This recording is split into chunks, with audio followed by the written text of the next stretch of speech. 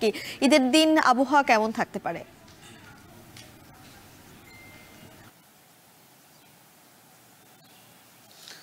মিম, মেঘের কোলে সূর্য উঁকি দিচ্ছে, কখনো আকাশটা মেঘলা, কিছুক্ষণ পরে আবার দেখা যাচ্ছে সূর্য বা রোদেলা আকাশ।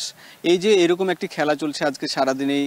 আমরা দেখেছি কয়েকটি সড়ক প্রদক্ষিণ করেছে, সেখানেও দেখা গেছে এক জায়গায় বৃষ্টি হয়, আরেক জায়গায় একেবারে শুকনো। অর্থাৎ এই যে গ্রীষ্মকালের শেষ বা জ্যৈষ্ঠের শেষের দিকে বর্ষা শুরু হতে যাচ্ছে, এ সময় সাধারণত আকাশটা এরকম মেঘলা থাকে, কোথাও বৃষ্টি হয়, কোথাও কম বেশি হয়। আজ যেমন খুলনা এবং বরিশাল অঞ্চলে বেশ বৃষ্টি হচ্ছে এবং ঢাকার অন্যান্য বা সারা দেশের অন্যান্য জায়গায় বিচ্ছিন্নভাবে বৃষ্টি হচ্ছে এবং কোথাও কোথাও বজ্রপাতও হচ্ছে। তবে আবহাওয়া অফিস বলছে যে আগামী কাল, পরশু এবং তারপরের দিন অর্থাৎ ঈদের আগের দিন এবং ঈদের পরের দিন সারা দেশের কোথাও তেমন ভারী বৃষ্টি হবে না, বিচ্ছিন্নভাবে বৃষ্টি হবে। তবে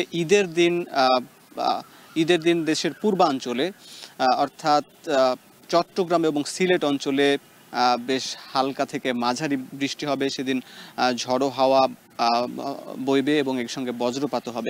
এই জন্য আবহাওয়া অফিস বা আবহাওয়াবিদরা বলছেন যে সেই অঞ্চলের মানুষ যেন পূর্ব থেকে প্রস্তুতি নেয়। এবং এছাড়া যেহেতু এই বর্ষাকাল শুরু হতে যাচ্ছে, এই সময়ে বিচ্ছিন্নভাবে যেহেতু বৃষ্টি হবে, এই জন্য কোরবানির ঈদ মানুষের অনেক প্রস্তুতি থাকে, অনেক বড় আয়োজন।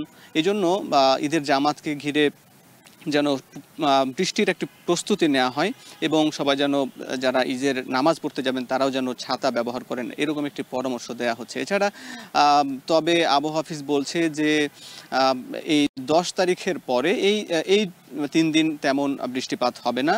10 তারিখের পরে দেশে বৃষ্টিপাতের সম্ভাবনা, ভারী বৃষ্টিপাত হবার সম্ভাবনা রয়েছে।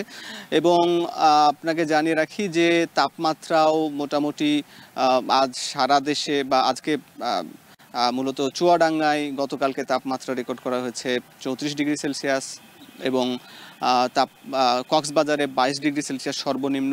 এইরকমই তাপমাত্রা থাকবে এবং অপরিবর্তিত থাকবে। এই ছিল মিম এই আবহাওয়ার খবর। আবহাওয়া অফিস থেকে সরাসরি যুক্ত হয়েছিলেন হাসিব বিল্লাহ।